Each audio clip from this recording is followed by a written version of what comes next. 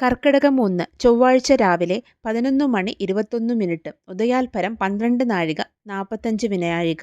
വിശാഖം നക്ഷത്രം 2-ാം പാദം തുലാക്കൂറിൽ കർക്കിടക രവിസംക്രമം. കർക്കിടകം 1 ഏകദേശം 10 ദിവസം മുൻപ് തന്നെ ഒരുക്കങ്ങൾ തുടങ്ങും.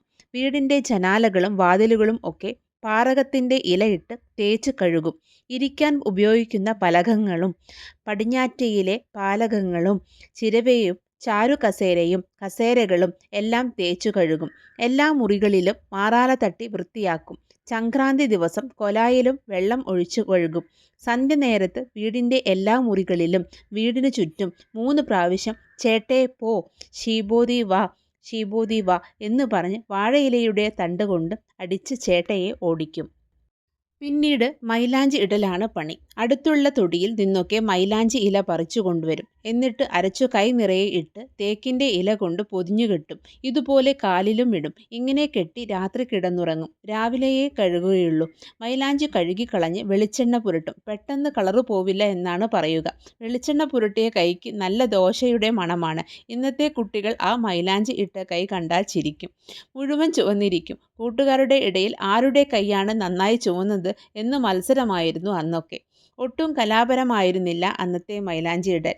ആചാരങ്ങളുടെ മൂല്യമായിരുന്നു അതൊക്കെ. മിഥുനമാസത്തിൻ്റെ അവസാനത്തിലാണ് കർക്കിടക സംക്രാന്തി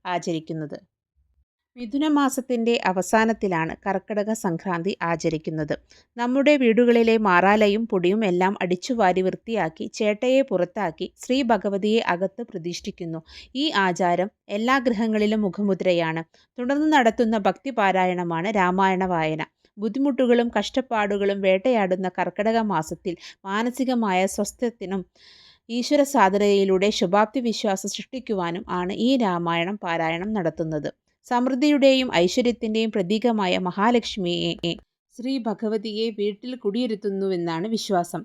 ഇതിൻ്റെ ഭാഗമായി വീടും മുറ്റവും അടിച്ചു തളിച്ച് ശുദ്ധമാക്കും. കണ്ണാടി, വാൽക്കണ്ണാടി, ദശപുഷ്പം, അഷ്ടമംഗല്യം, നിറപറ, നിറനാഴി, ചാന്ത്, സിന്ദൂരച്ചെപ്പ്, കൺമഷിക്കൂട്, വെറ്റില, കളിയടയ്ക്ക എന്നിവ ഒരുക്കിവെക്കും. ശ്രീ ഭഗവതി വീട്ടിൽ എഴുന്നള്ളി ചന്ദനക്കുറി തൊട്ട് കണ്ണെഴുതി ദശപുഷ്പം ചൂടി പോകുന്നുവെന്നാണ് സങ്കല്പം.